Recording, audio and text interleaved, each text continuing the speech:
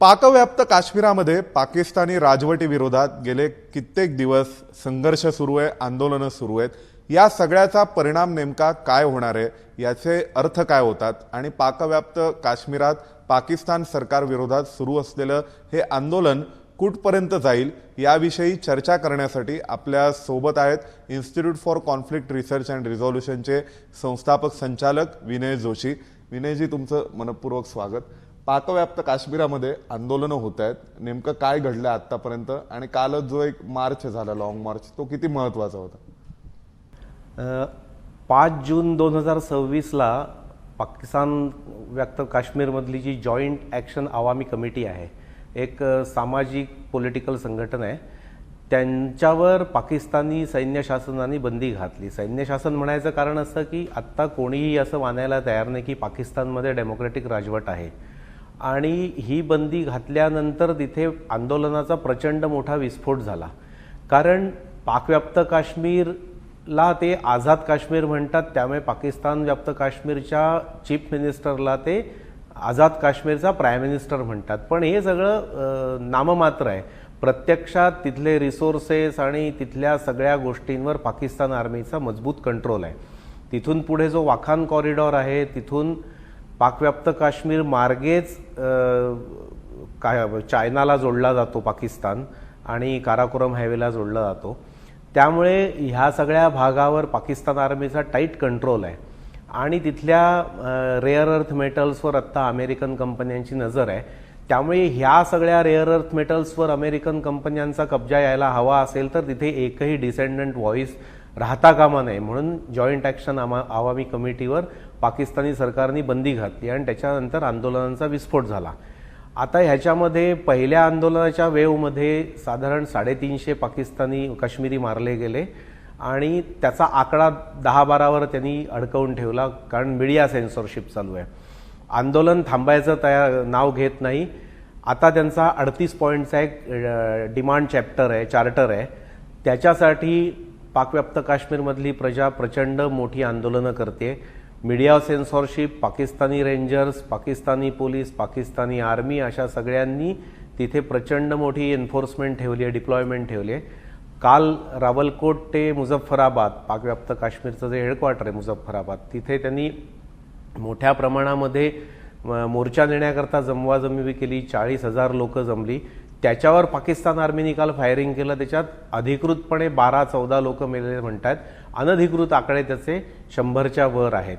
त्यामुळे हे पाकिस्तान आणि काश्मीर, पाकव्याप्त काश्मीर यांची जी एक इस्लामच्या आधारावर असलेली एक अलायन्स आहे असं दाखवण्याचा जो प्रयत्न होता, त्या सगळ्याला ह्या इकॉनॉमिक आणि पॉलिटिकल दबाव तंत्रामुळे पाकिस्तानच्या मोठा सुरुंग लागलेला आहे आणि ही अशांती कोणत्या दिशेला जाईल हे आत्ता आपण सांगू शकत नाही, अशी सध्याची परिस्थिती आहे।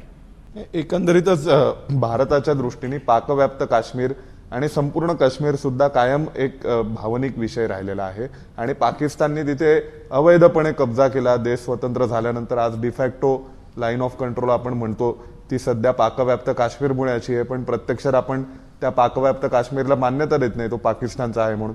प्रत्येक भारतीयाचं असं कुठेतरी स्वप्न असतं किंवा प्रत्येक भारतीयाला वाटत असतं की कधीतरी पाकव्याप्त काश्मीर हा भारताकडे येईल, पीओके भारतात येईल।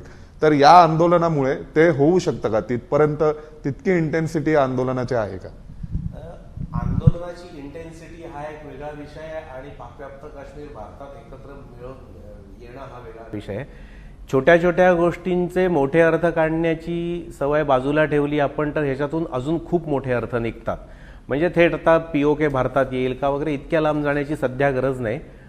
मूळतः पाकिस्ताननी भारतीय काश्मीरमध्ये जो आतंकवाद गेले 40 वर्ष पसरवलेला होता, त्याच्या फंडामेंटल फाउंडेशनमध्ये एक प्रमुख वाक्य होतं जे पाकिस्तानी राजकारणी, पाकिस्तानी सैन्य अधिकारी आणि काश्मीर फुटीरतावादी नेहमी वापरायचे।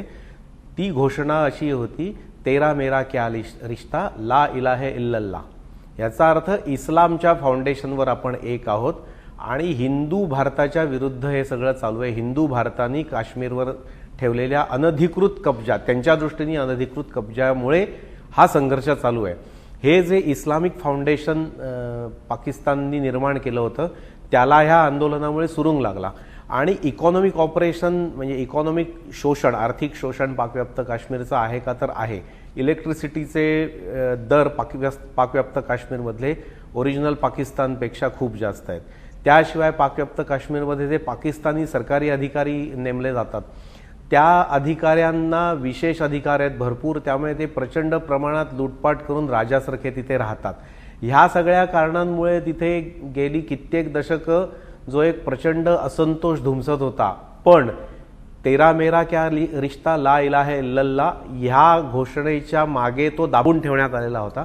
त्याचा जॉईंट अवामी ॲक्शन कमिटीवर घातलेल्या बंदीनंतर विस्फोट झाला आणि ही परिस्थिती इतक्या लेवलला जाऊन POK स्वतंत्र होईल वगैरे असं आत्ता मानण्याचं कारण नाही. पण प्रत्यक्षात भारतासाठी एक मोठ्या प्रकारची संधी आत्ता निर्माण झाली आहे.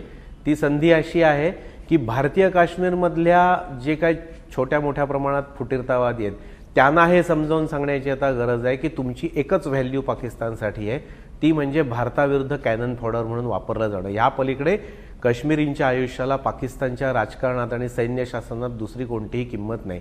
हे ठासून समजावून सांगण्याची चांगली परिस्थिती आत्ता ह्या आंदोलनामुळे निर्माण झालेली आहे. या आंदोलनामध्ये एक कारण प्रामुख्याने दिसतं, ते निश्चितच आम्हाला नागरी हक्क असले पाहिजेत आणि त्याविषयीच्या ज्या मागण्या आहेत पाकव्याप्त काश्मीरातील नागरिकांच्या ते आहेत. पण त्यासोबतच जर आपण विचार केला तर हे प्रश्न तर 1947-50 पासून त्या पाकव्याप्त काश्मीरात तसेच आहेत. पण आता अचानक हा एवढा उद्रेक उफाळून येण्यामागची ऑफ रेकॉर्ड पडद्यामागची कारणं काय आहेत की जी लिखित किंवा कोणत्याही स्वरूपाच्या माध्यमांमध्ये येणाऱ्या व्हर्जनमध्ये दिसत नाहीये? सगळ्यात पहिलं महत्त्वाचं कारण आहे आता रेअर अर्थ मेटल्सला जागतिक इकॉनॉमी आणि जागतिक अर्थव्यवस्थेमध्ये जो प्रचंड महत्त्व निर्माण झालं आहे त्याच्या 90% रिसोर्सेस आणि उत्पादनावर चीनचा कब्जा आहे. पाकव्याप्त काश्मीर आणि भारतीय काश्मीर दोन्ही ठिकाणी रेअर अर्थ मेटल्सचे प्रचंड साठे आहेत आणि ते अजूनही अनएक्सप्लोर्ड आहेत. आता जर तिथली रेअर अर्थ मेटल्स त्यांनी थेट अमेरिकेला द्यायला सुरुवात केली तर तिथली जी लोक आहेत ती उफाळून येतील, कारण त्यांच्या जीवनमानामध्ये त्यांनी कोणताही परिणाम होणार नाही. त्यांची लूटपाट तर चालूच राहील. फायदा फक्त पाकिस्तानी आर्मीचा आणि पाकिस्तानी सैन्य अधिकाऱ्यांचा होईल. त्यामुळे ती जर लूटपाट अतिशय शांततेत होणं गरजेचं असेल तर पाकिस्तान आर्मीची ही गरज बनली की पाकव्याप्त काश्मीरमधल्या लोकांचा आवाज पूर्ण चिरडून टाकायचा आणि त्यानंतर रेअर अर्थ मेटल्सचं मायनिंग आणि रिफायनिंग सुरू करायचं. त्याची पहिली स्टेज म्हणून त्यांनी जॉईंट अवामी ॲक्शन कमिटीला अराजकतावादी अनार्किस्ट असा शिक्का मारून त्याच्यावर बंदी घातली आणि ती बंदी घातल्यामुळे हे उफाळून आलं. आता ह्या सगळ्यात 38 मागण्यांचा चार्टर, इलेक्ट्रिसिटीचे वाढीव दर किंवा पॉलिटिकल प्रिव्हिलेजेस पाकिस्तानी अधिकाऱ्यांचे, ही कारणं पुढे दिसत आहेत. आपण आत्तापर्यंत कोणतंही मीडिया रिपोर्टिंग बघितलं तर त्याच्यामध्ये रेअर अर्थ मेटल्सचा अँगल येणार नाही. ते पडद्यामागचं सगळ्यात मोठं कारण हे आहे, अमेरिकेने पाकिस्तानला सांगितलं, आपल्याला आठवत असेल काही महिन्यापूर्वी, 1 वर्षापूर्वी आर्मी चीफ जनरल मुनीर आणि शाहबाज शरीफ असे दोघे अमेरिकेत गेले आणि त्यांनी अशा छोट्या छोट्या ज्वेलरी बॉक्ससारख्या पेट्या बरोबर नेल्या होत्या. व्हाईट हाऊसमध्ये त्या पेट्या उघडून दाखवल्या की हे आमचे रेअर अर्थ मेटल आहे. त्याच्यावरून इम्रान खान समर्थित लोकांनी सोशल मीडियावर भरपूर रील काढली की अरे देखो ये ज्वेलरी बॉक्स दिखा कि जैसा ज्वेलरी शॉप में सेल्समन होता है तो मुनीर तो सेल्समन बन गया. तर त्याची रील अजूनही अवेलेबल आहेत. ही रेअर अर्थ मेटल्स त्यांनी बलुचिस्तान आणि सिंधमधली दाखवली असा त्यांचा तेव्हा दावा होता. पण प्रत्यक्षात रेअर अर्थ मेटल्सचे मोठे साठे पाकव्याप्त काश्मीरमध्ये आहेत आणि त्या लूटपाटीची पार्श्वभूमी तयार करण्याकरता हा हिंसाचार आणि असंतोष घडवून आणलेला आहे पाकिस्तान आर्मीनी आणि त्याच्यामध्ये पाकव्याप्त काश्मीरच्या जनतेला त्याची किंमत आता चुकवायला लागते. सध्या एकंदरीत जगभरामध्ये रेअर अर्थ मेटल्स स्वाभाविक वापरले जातात सेमीकंडक्टर निर्मितीसाठी आणि मग या सगळ्यावरती सध्या चीनची मक्तेदारी आहे, तायवानची मक्तेदारी आहे. तर आता चीन तायवान संघर्ष, त्याशिवाय इराण आणि अमेरिका विरुद्ध इस्रायलचं युद्ध, त्या सगळ्याचा पण अँगल पाकव्याप्त काश्मीरात जे काही सुरू आहे त्यामध्ये कुठेतरी आहे का? त्याचा एक मोठा अँगल असा आहे की आत्ता तिसऱ्या फेजमधला जो इराणमधला हिंसाचार सुरू झालाय, परत युद्ध सुरू झालंय, ह्याच्यामध्ये येमेनमधले शिया हौती बंडखोर जे आहेत त्यांच्या ताब्यामध्ये सना एअरपोर्ट आहे. सना एअरपोर्टवर 2 दिवसापूर्वी पाकिस्तानच्या JF थंडर आणि F-16 फायटर जेट्सनी अटॅक केले याचं कारण असं होतं की सौदी आणि पाकिस्तानचा परस्पर सामंजस्य संरक्षण करार आहे. पाकिस्तानवर अटॅक झाला तर सौदीनी मदतीला यायचं, सौदीवर अटॅक झाला तर पाकिस्ताननी यायचं.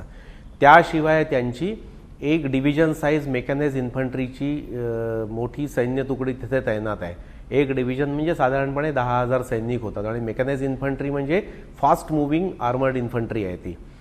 तर हे सगळं एका इस्लामिक देशासाठी दुसऱ्या इस्लामिक देशाविरुद्ध आपण वापरतोय, हे बाहेर येऊ नये म्हणून हा एक अंतर्गत संघर्ष पाकिस्तानला हवा होता. आणि तसाच दुसरा अंतर्गत संघर्ष त्यांनी तालिबानशी सुरू ठेवला. एखादा अटॅक खैबर पख्तूनख्वामध्ये झाला की TTPला अफगाण तालिबान मदत करतं असं म्हणून लगेच काउंटर स्ट्राईक पाकिस्तान आर्मी अफगाणिस्तानमध्ये करते. आत्ता 2 महिन्यापूर्वी त्यांनी तिथल्या ड्रग रिहॅबिलिटेशन सेंटरवर अटॅक केला, त्यात 150 पेशंट मेले काबूलजवळ. त्यामुळे अंतर्गत संघर्ष उफाळून ठेवायचे, त्याला ख्वारिजे हिंदुस्तान म्हणायचं, म्हणजे हिंदुस्ताननी पोचलेले प्रॉक्सी असं नाव द्यायचं आणि अफगाण तालिबानला इंडियन प्रॉक्सी म्हणून घोषित करायचं, भारताचे अलाय म्हणून घोषित करायचं. पाकव्याप्त काश्मीरमध्ये ख्वारिजे हिंदुस्तान काम करते आणि ते पाकिस्तानी राजवट उलथवून टाकण्याचा प्रयत्न करते असं म्हणायचं. एका बाजूला इम्रान खानचे समर्थक जे दाबले गेलेत इम्रान खानच्या कारावासानंतर, त्यांना बाहेरच्या शत्रूंची भीती दाखवायची, भारताची भीती दाखवायची. ह्या सगळ्यासाठी आणि इराण युद्धात केवळ पैशासाठी पाकिस्तानी आर्मी जी गुंतलेली आहे त्या पापांवर पांघरून घालायचं, हे सगळं करण्याकरता पाकिस्तान आर्मीने हा संघर्ष उडवून घेतलेला आहे. नुकतंच बलुचिस्तानमध्येही काही घडामोडी घडल्यात, आपण काल परवा ऐकल्या, तर त्याचाही या सगळ्याशी काय संबंध आहे आणि तिथे नेमकं काय घडतंय सध्या?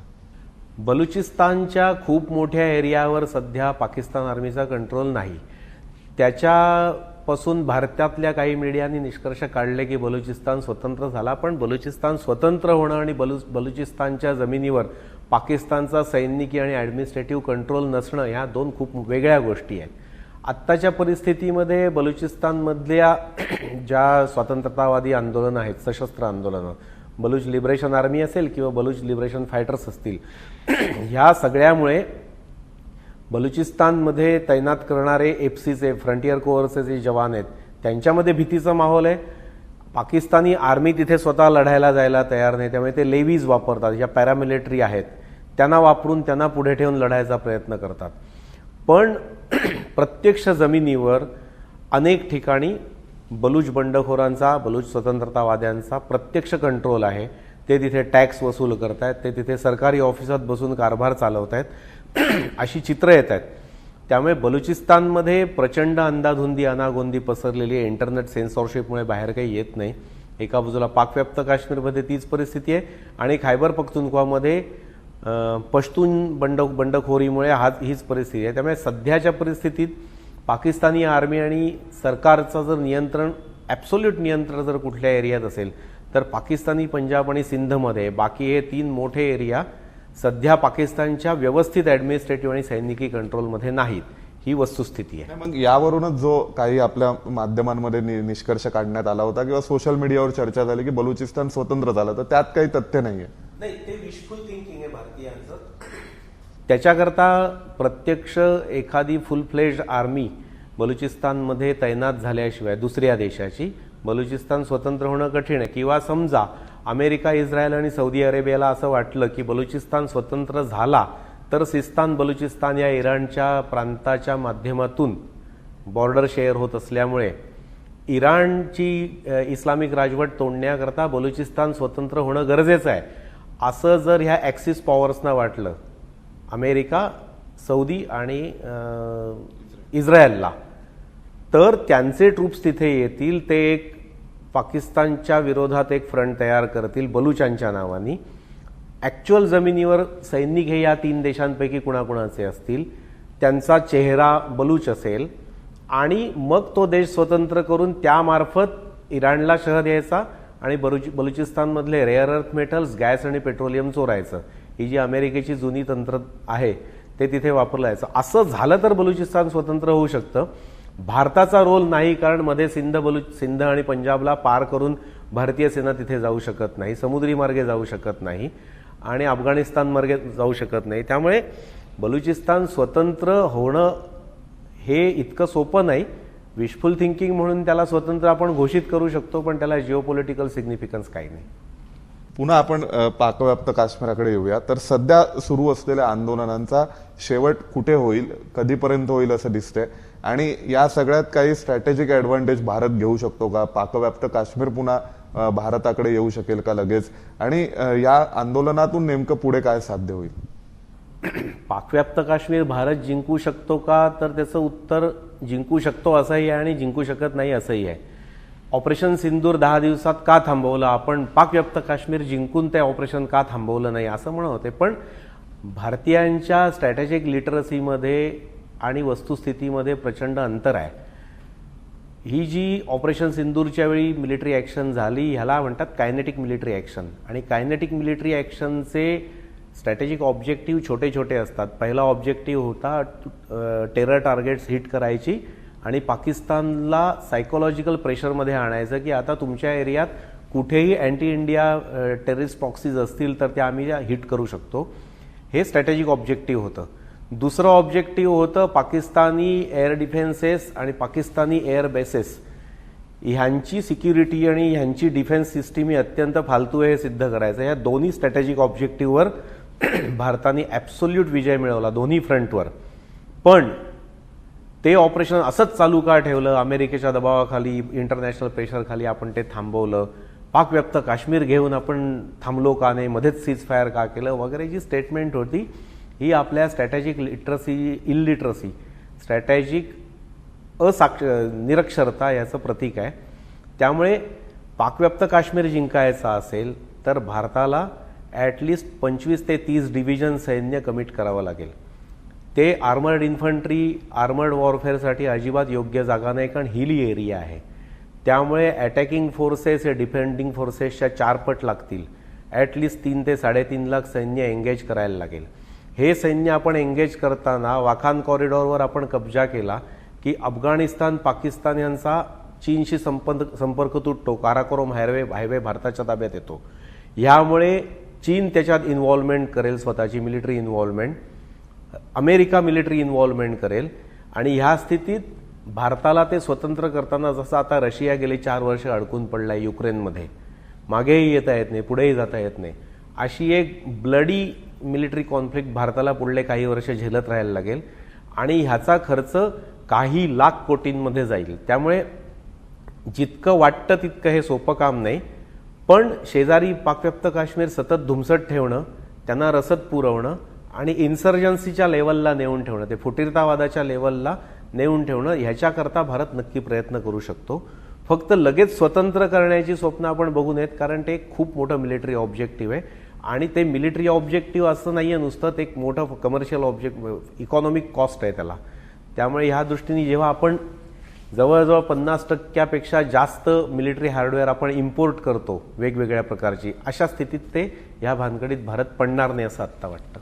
यालाच जोडून बलुचिस्तानच्या बाबतीमध्ये देखील आता स्वातंत्र्यतेच्या दृष्टीने खरोखर काही घडू शकतं का? जी चर्चा सोशल मीडियात आहे ती प्रत्यक्षात उतरवायला किती दिवस लागतील? त्याच्यात भारताचा काही रोल असणार नाही, कारण मी मगाशी म्हटलं तसं भारताला स्वतःचे इन्फंट्री फोर्सेस कमिट करायला लागतील. तिथे बूट्स ऑन ग्राउंड, ते बूट्स ऑन ग्राउंड नेण्यासाठी भौगोलिक सलगता नाही, ते पंजाब, पाकिस्तानी पंजाब आणि सिंध पार करून जायला लागेल. त्यामुळे जर अमेरिका, अरब देश आणि इस्रायल ह्यांच्या सोयीचं आहे असं त्यांना वाटलं तर बलुचिस्तान स्वतंत्र होऊ शकतं. त्याच्यात भारत आपल्या दृष्टीने काही कॉन्ट्रीब्युशन करू शकतो. Contribution in terms of manpower असेल, contribution in terms of weapons असतील, contribution in terms of intelligence असेल.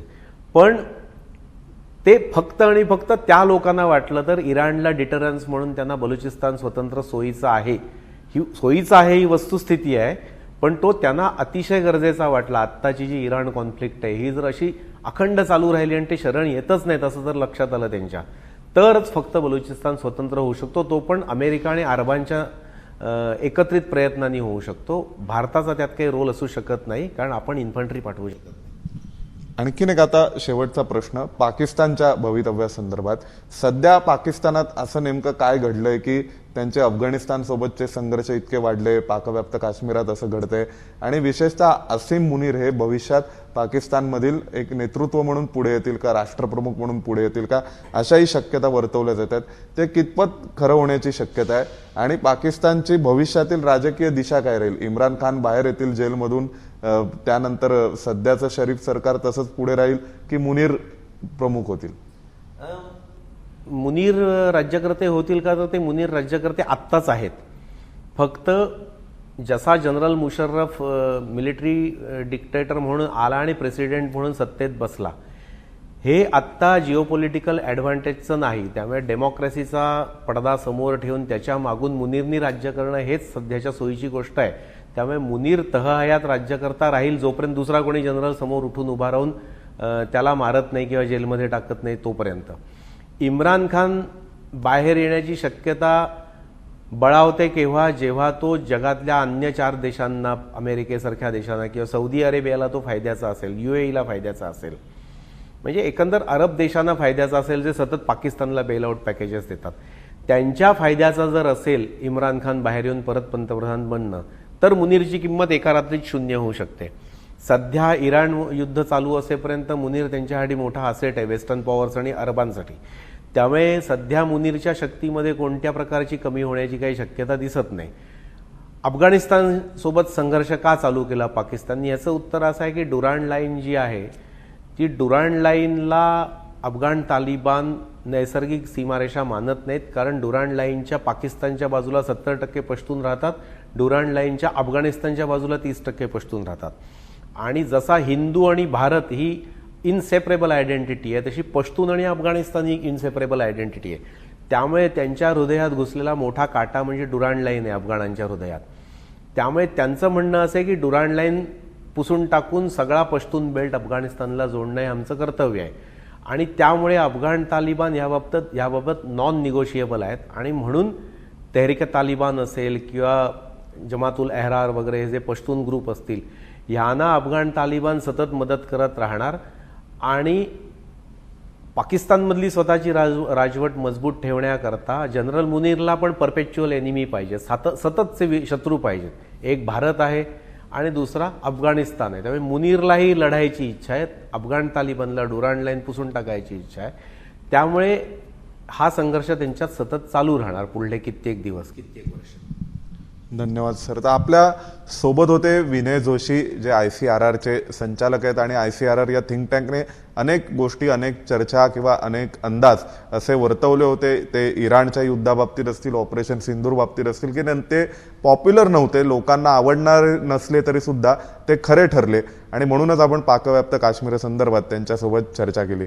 व्हिडिओ जर्नलिस्ट वेद पांडेसह सोमेश कोलगे, ABP माझा, नवी दिल्ली.